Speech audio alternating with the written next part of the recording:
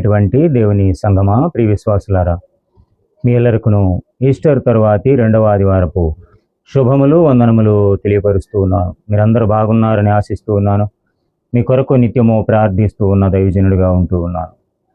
ప్రియ దేవుని బిడలారా, మరి ఈస్టర్ తరువాతి రెండవ ఆదివారపు వర్తమానమును వినుటకు ధ్యాన వచనముగా మనము హెబ్రీ పత్రిక 13వ అధ్యాయము 20వ వచనాన్ని చదువుకుందాం. గొర్రెల గొప్ప కాపరి అయిన యేసు అను మన ప్రభువును నిత్యమైన నిబంధన సంబంధమగు రక్తమును బట్టి మృతులలో నుండి లేపిన సమాధానకర్తయగు దేవుడు. చిన్న ప్రార్థన చేసుకుందాం. కృపాసత్య సంపూర్ణుడైన మా ప్రియ పరలోకపు దేవా, నన్ను మీ సిలువ చాటును మరుగుపరుచుకుని బిడ్డలకు కావలసిన ఆత్మీయ ఆహారం అందించటలో కేవలం ఒక సాధనముగా ఆడుకుని దేవా, మీరే మహిమ పొంది బిడ్డలను దీవింపచేయమని ఆత్మీయముగా బలపరచమని అడుగుచున్నాను పరమ తండ్రి. ఆమేన్. త్రిదేవుని నుండి ప్రభు అయిన యేసుక్రీస్తు నుండి కృపయు సమాధానం మీకు కలుగునుగాక.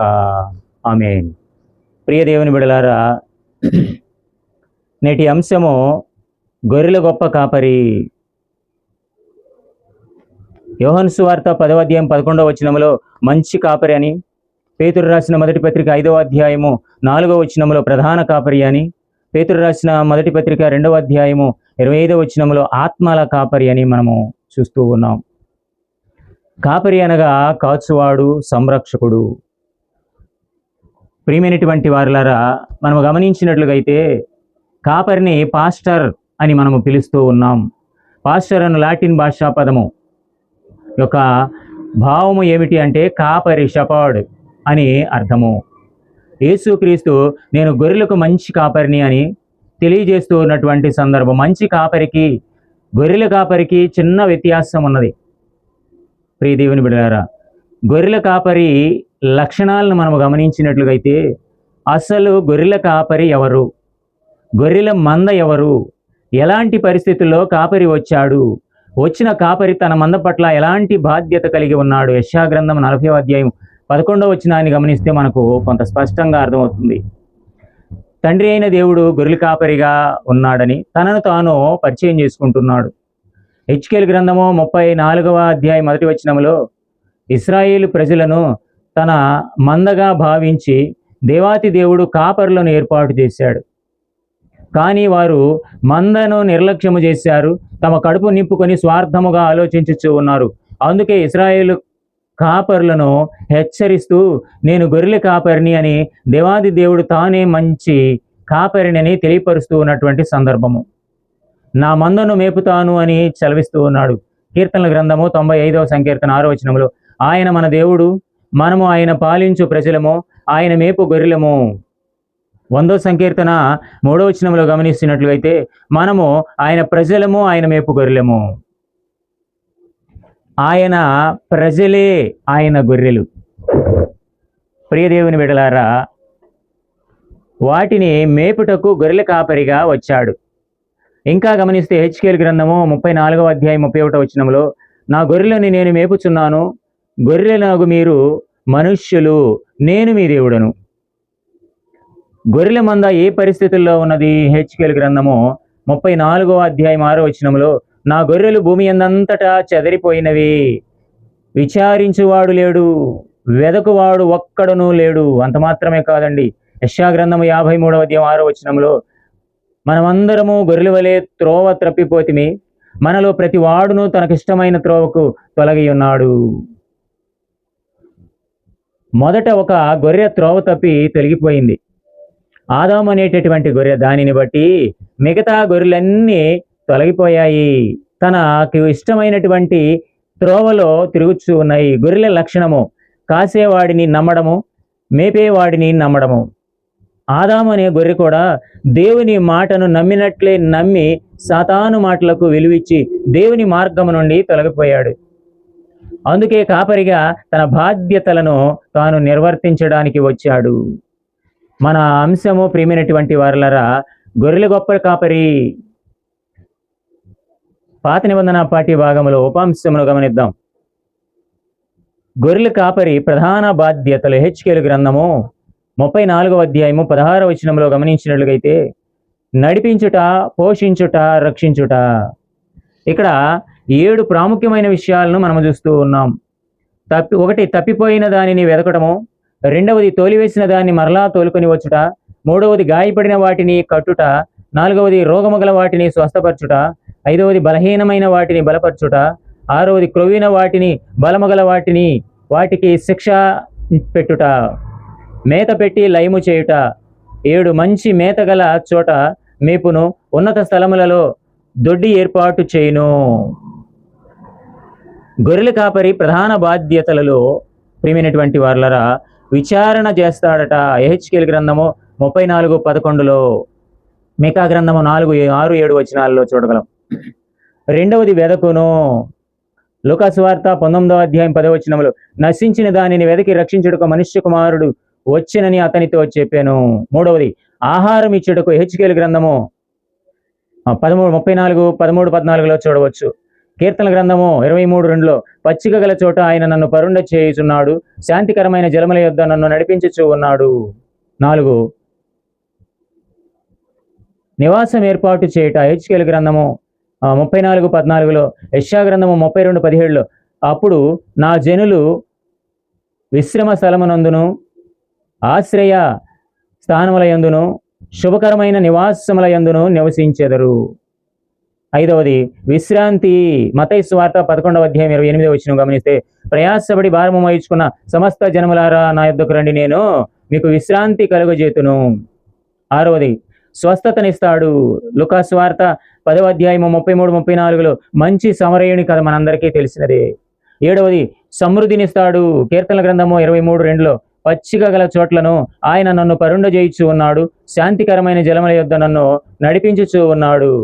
8 నిత్య జీవమునిస్తాడు. యోహాను సువార్త 10:28 వచనంలో, నేను వాటికి నిత్య జీవమునిచ్చుచున్నాను గనుక అవి ఎన్నటికి నశింపవు, ఎవడునూ వాటిని నా చేతిలో నుండి అపహరింపడు. 9వది మందకు ముందుగా నడుస్తాడు. యోహాను సువార్త 10:4 వచనంలో, మరియు ఆయన తన సొంత గొర్రెలన్నిటినీ వెలుపలికి నడిపించినప్పుడెల్లా వాటికి ముందుగా నడుచును, గొర్రెలు అతన్ని స్వరం ఎరుగును గనుక అవి అతనిని వెంబడించును. కాపరి లక్షణాలను ప్రియమైనటువంటి వారలరా, ద్వారమున ప్రవేశిస్తాడు. 1, 2 పేరు పెట్టి పిలుస్తాడు. 3వది ముందుగా నడుస్తాడు. 4వది ఎరిగి ఉంటాడు. 5వది వాటి కొరకు ప్రాణం పెడతారు. పత్రిక పాటి భాగంలోకి వెళదాం. హెబ్రీ పత్రిక 13:21 వచనాన్ని గమనించినట్లయితే, యేసుక్రీస్తు ద్వారా తన దృష్టికి అనుకూలమైన దానిని మనలో జరిగించుచు ప్రతి మంచి విషయములలోనూ తన చిత్త ప్రకారము చేయుటకు మిమ్మును సిద్ధపరచునుగాక. యేసుక్రీస్తుకు యుగయుగములకు మహిమ కలుగునుగాక. ఇక్కడ గొర్రెల కాపరి క్రియలు పౌలు భక్తుడు అంటూ ఉన్నాడు. గొర్రెల కాపరిగా తన దృష్టికి అనుకూలమైన దానిని మనలో జరిగిస్తూ ప్రతి మంచి విషయంలో తన చిత్తము ప్రకారము మనలను సిద్ధపరచుచూ ఉన్నాడు. సిద్ధపరచుటే కాదు, మన ఆత్మల కాపరిగా ఉంటాడు. ఆయన వైపు మందలను మళ్లించుకుంటాడు.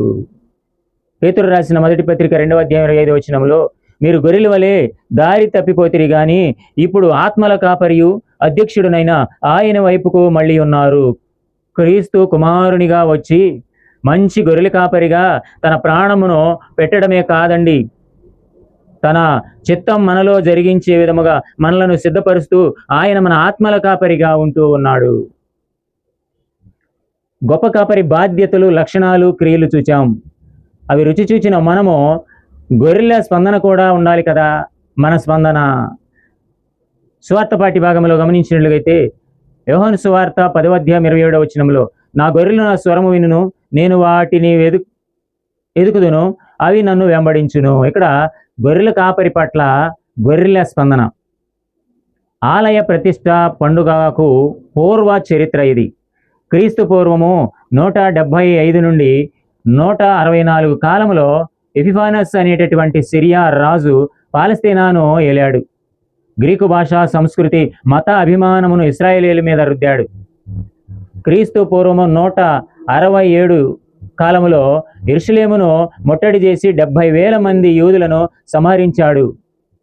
దేవాలయ అతి పరిశుద్ధ స్థలములో గ్రీకు దేవత జ్యూస్ విగ్రహాన్ని పెట్టాడు. బలిపీఠంపై పంది రక్తము ప్రోక్షించాడు. దేవాలయ ప్రాంగణంలో వేశ్యలకు రూములు ఏర్పాటు చేశాడు. ఎంత భయంకరమైన పరిస్థితిలో ప్రియమైనటువంటి వారలరా. మక్కబీలలో యోధ నాయకత్వంలో గొప్ప గొరిల్లా యుద్ధం చేసి 3 సంవత్సరాల తరువాత సిరియా రాజును క్రీస్తు పూర్వము 164లో ఓడించి తిరిగి బలిపీఠమును నిర్మించాడు. ఈ మక్కబీయుల చరిత్ర చాలా విశేషమైందండి. యోదయా మతంలో యూదియా మాసంలో కిష్ డిసెంబరు 25వ తేదీ, అందువలన ప్రతి సంవత్సరము ఆలయ ప్రతిష్ట పండుగ జరిగిస్తారు. అట్టి సమయంలో యూదులు ప్రశ్నించుచుండగా యేసు జవాబిస్తూ ఉన్నటువంటి సందర్భం. కాపరి స్వరము వినాలి గొర్రెలు. యోహోను 10:27లో మూలవాక్యం, నా గొర్రెలు నా స్వరము వినును, నేను వాటిని ఎదుగుదును, అవి నన్ను వెంబడించును. నేటి క్రైస్తవులు ప్రకటన గ్రంథములో చెప్పినట్లుగా ఆత్మ సంఘములతో చెప్పుచున్న మాట చెవిగలవాడు వినుగాక. విశ్వాసులు దేవుని వాక్యాన్ని వినాలి, కానీ వినలేని పరిస్థితులలో ఉన్నారు. మత్తయి సువార్త 13వ అధ్యాయం 13-15 వచనాల్లో గమనిస్తే వినడానికి చెవులు మందమైనవి. హెబ్రీ 5:11లో అంటున్నాడు కదా, ఇందును గురించి మేము చెప్పవలసినవి అనేక సంగతులున్నవి కానీ మీరు వినుటకు మందులైనందున వాటిని విశదపరచుట కష్టము. మొదటిది కాపరి స్వరము వినాలి. రెండవది కాపరిని వెంబడించాలి. యోహాను సువార్త 10:27లో, ఒకడు నన్ను సేవించిన ఎడల నన్ను వెంబడింపవలెను. మూడవది కాపరిని ఎరిగి ఉండాలి. యోహాను 10:15లో. మరి మత్తయి సువార్త 10:32-33లో మనుషుల ఎదుట యేసుని ఒప్పుకోవాలి, ఎరిగి ఉన్నామని చెప్పాలి. పరిస్థితులను బట్టి చాలామంది చెప్పలేకపోతూ ఉన్నారు, చెబితే వారికి నష్టము ఇబ్బందులు వస్తాయని. ప్రియ దేవుని బిడలారా, మన నేటి అంశము గమనించినట్లుగైతే గొర్రెల గొప్ప కాపరి బాధ్యతలు లక్షణాలు చూసాం పాత నిబంధన పాఠ్య భాగంలో. కాపరి క్రియలను చూసాం పత్రికా పాఠ్య భాగంలో. కాపరి పట్ల మనస్పందన స్వార్థ పాఠ్య భాగంలో చూస్తున్నాం. మన కొరకు ప్రాణం పెట్టినటువంటి కాపరి వాక్యమనే మాట ఆయన మాటలు కాబట్టి విందాము, అనుసరిద్దాము. నిత్య జీవానికి క్షేమకరమైన భద్రతతో ఆయన దగ్గర ఉందాం. అలాంటి కృప సిలువలో వేలాడుతున్న ప్రభువైన యేసుక్రీస్తు మనందరికీ అందించి మనల్ని బలపరచునుగాక. ఆమేన్. సమస్త జ్ఞానముకు మించిన దేవుని సమాధానము మీ హృదయములకు తలంపులకు కావలి ఉండునుగాక. ఆమేన్. ప్రియమైనటువంటి వారలారా, మీ అందరికీ హృదయపూర్వకమైన వందనాలు తెలియజేస్తూ ఈ వీడియో వీక్షించండి, లైక్ చేయండి, షేర్ చేయండి. మరొక వీడియోతో కలుసుకుందాం. అంతవరకు సెలవు. మీ అందరికీ వందనాలు.